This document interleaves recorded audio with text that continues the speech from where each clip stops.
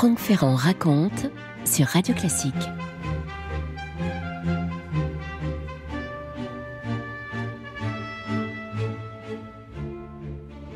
Charles Darwin va bouleverser cet ordre établi qui voulait que, et tout le monde en était plus ou moins persuadé, en son temps, le monde avait été créé par Dieu en 6 jours. Alors bien sûr qu'il y avait des scientifiques qui n'y croyaient plus depuis longtemps, mais c'était néanmoins l'opinion commune, opinion complètement bouleversée par la théorie de l'évolution et qui va susciter un terrible scandale. L'objet des recherches de Darwin intéresse tout le monde puisqu'il parle de sélection naturelle, d'évolution des espèces, qu'il intègre là-dedans l'espèce humaine elle-même. Avec sa théorie, Darwin a sans doute provoqué le plus grand choc psychologique en Occident depuis l'apparition du christianisme, et pourtant, l'homme à l'origine de ce qu'il faut bien considérer comme un séisme intellectuel n'est pas le brillant penseur dominant son temps, capable d'hypnotiser les foules auxquelles on pourrait penser. Non, c'était au départ un élève médiocre, autodidacte, un homme assez casanier et discret, un homme assez prudent même, toujours plus ou moins malade, affecté d'un grave défaut d'élocution et qui, dès qu'il devait prendre en public la parole, était littéralement paniqué, même s'il devait parler devant un petit auditoire. Il était né le 12 février 1809, Charles Darwin, à Shrewsbury, dans le nord-ouest de l'Angleterre, on est tout près du pays de Galles, né dans une famille aristocratique où on était assez lettré, un père médecin, un grand-père paternel Erasmus Darwin qui était naturaliste déjà, et très tôt, Darwin s'est découvert une passion de collectionneur. Il a tout mis de côté, lui, les coquillages, les minéraux, les œufs d'oiseaux, les insectes morts.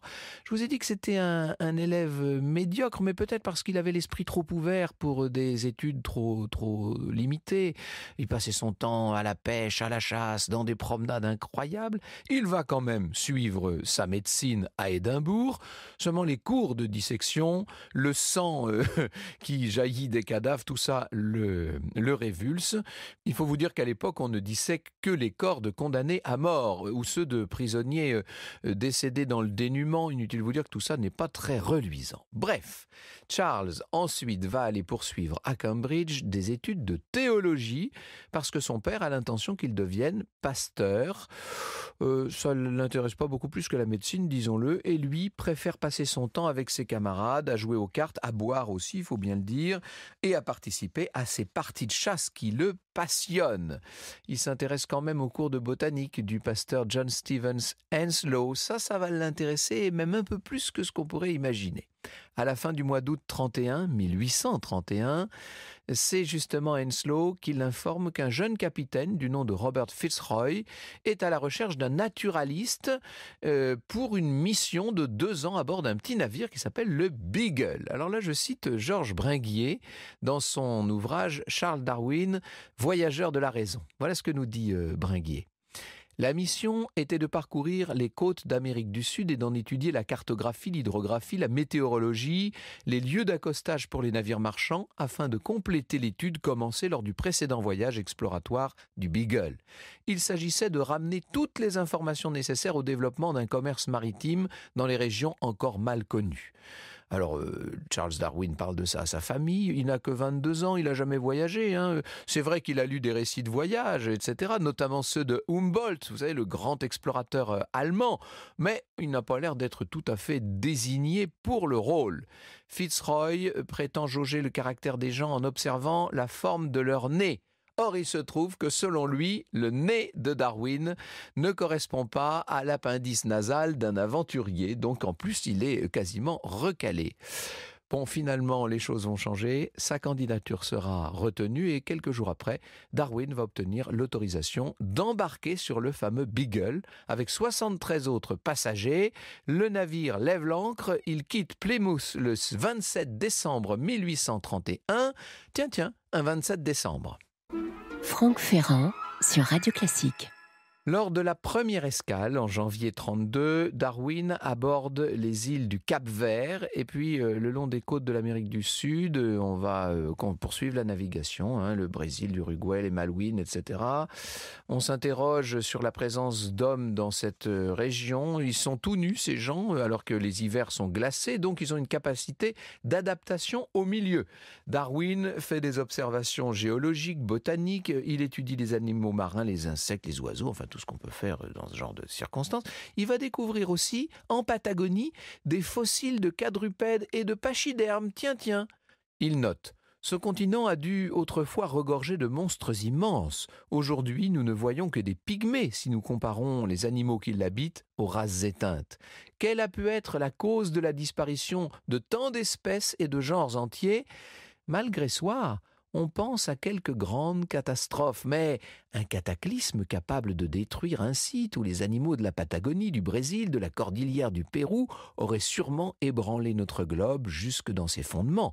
De fait, l'étude de la géologie de ces régions nous permet de conclure que toutes les formes qui affectent les terres proviennent de changements lents et graduels.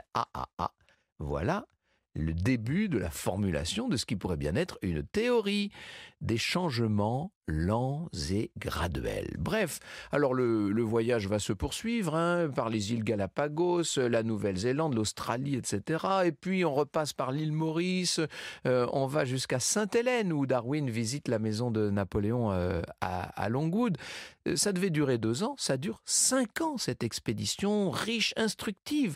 Les immenses plaines inhabitées de Patagonie où ne pousse qu'une végétation rabougrie, nous dit Georges Bringuier, ont produit sur Darwin une impression qu'il n'arrive pas à expliquer. Tout ça va fermenter dans son esprit. À plus d'un titre, écrit Darwin, le voyage du Beagle fut de loin l'événement le plus important de ma vie.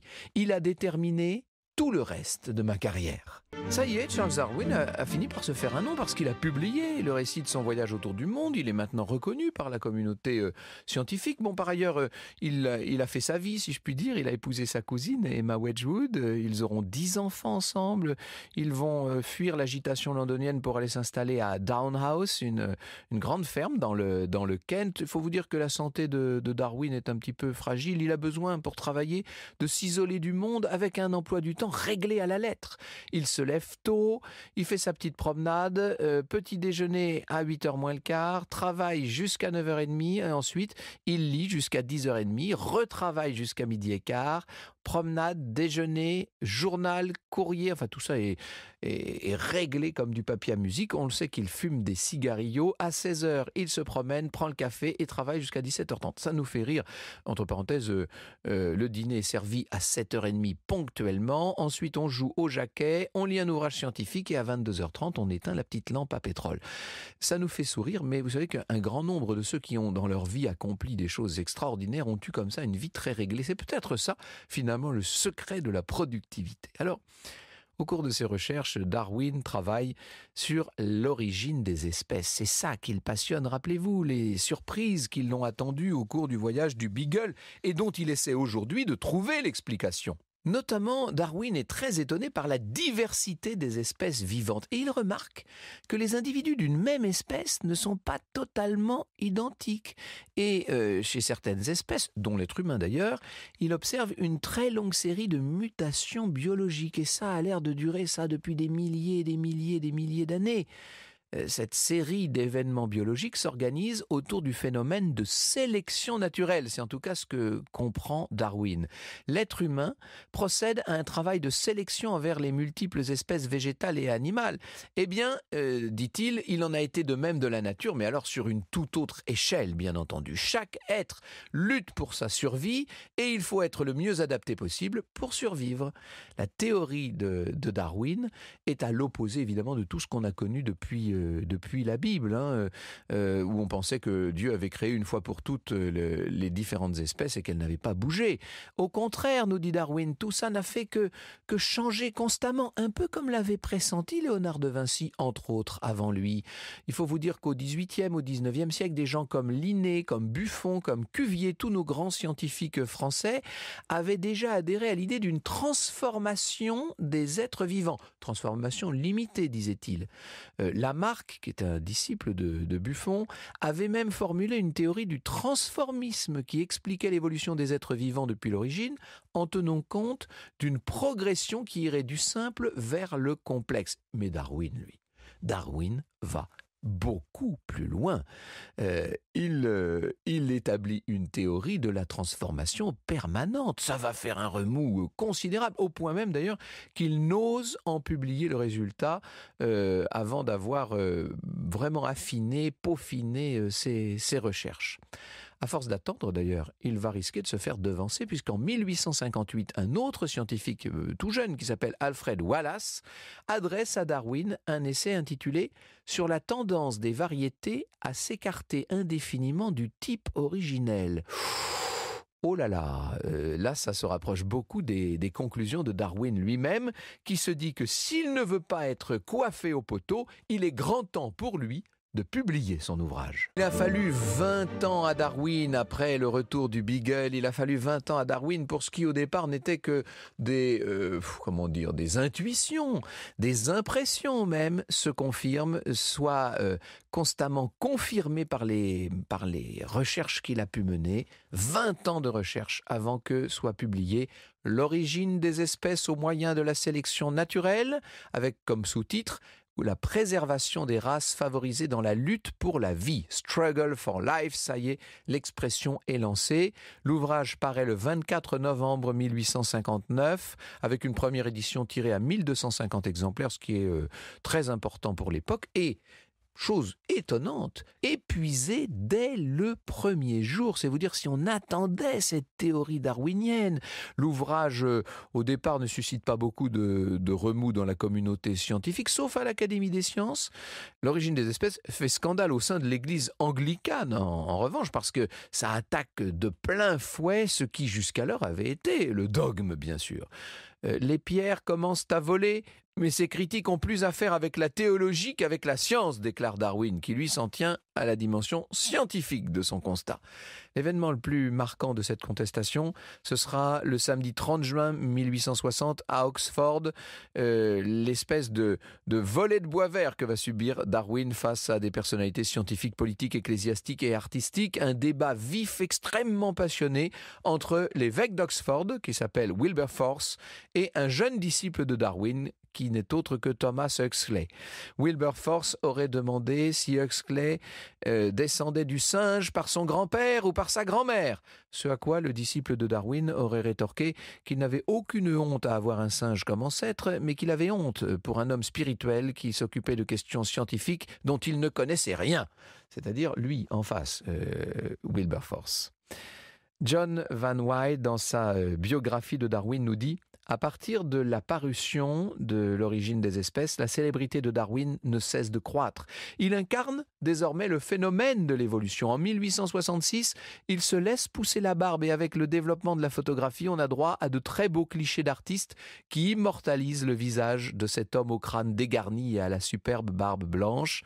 Charles est fier de ses portraits qu'il n'hésite pas à proposer à ses correspondants. Peut-être aimeriez-vous avoir une de mes photographies maintenant que je suis vieux, écrit-il à l'un d'eux qu'il n'a pas rencontré depuis longtemps.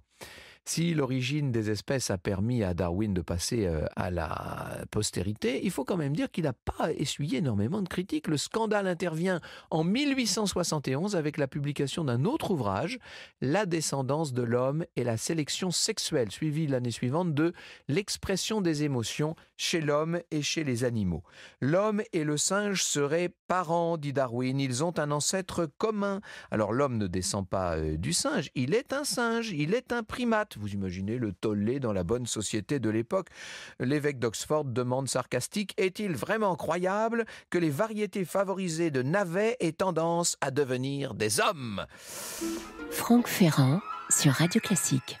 Maintenant, Darwin a vieilli, il est de plus en plus fatigué, de plus en plus malade. À la fin des années 70, la polémique sur ses thèses est retombée. La communauté scientifique a l'air d'accepter bon gré mal gré sa théorie. Et Darwin va mourir le 19 avril 1882 dans sa demeure du Kent. Il a demandé des obsèques discrètes. Inutile de vous dire qu'il n'en sera rien. Funérailles nationales, obsèques, inhumation dans l'abbaye de Westminster, exactement comme on avait fait pour Isaac Newton. Depuis la publication de L'origine des espèces, les théories qui s'inspirent de Darwin, parfois d'ailleurs pour le critiquer, et le critiquer vivement, se sont multipliées. On a notamment essayé d'adapter la théorie darwinienne à tout le champ social, à tout le champ de la sociologie, et ça va justifier parfois les pires totalitarismes du XXe siècle, même si on ne peut pas imputer ça à Darwin, bien entendu. Dans la seconde moitié du XXe siècle, un certain nombre de scientifiques vont construire une théorie synthétique de l'évolution à partir des travaux du savant autrichien Mendel, qui a développé les lois de la génétique dans les années 1860. Malgré ces interprétations et un certain nombre de dérives, les scientifiques, en dépit de critiques à l'égard du darwinisme, considèrent que la théorie de la sélection naturelle est le noyau de la théorie de l'évolution, même si, bien sûr, certains ont fait observer que la théorie darwinienne en tant que telle ne permet pas de tout expliquer. Je pense à un certain Rupert Sheldrake, bien entendu, qui, avec sa théorie des champs morphogénétiques, a complètement révolutionné le regard qu'on peut porter sur la théorie darwinienne. Il n'empêche que les espèces ont bien évolué, elles ont évolué constamment depuis des millions d'années. Comment ont-elles évolué? Pourquoi ont-elles fait des sauts dans cette évolution? Ça, ce sont d'autres questions qui dépassent évidemment le champ de Darwin.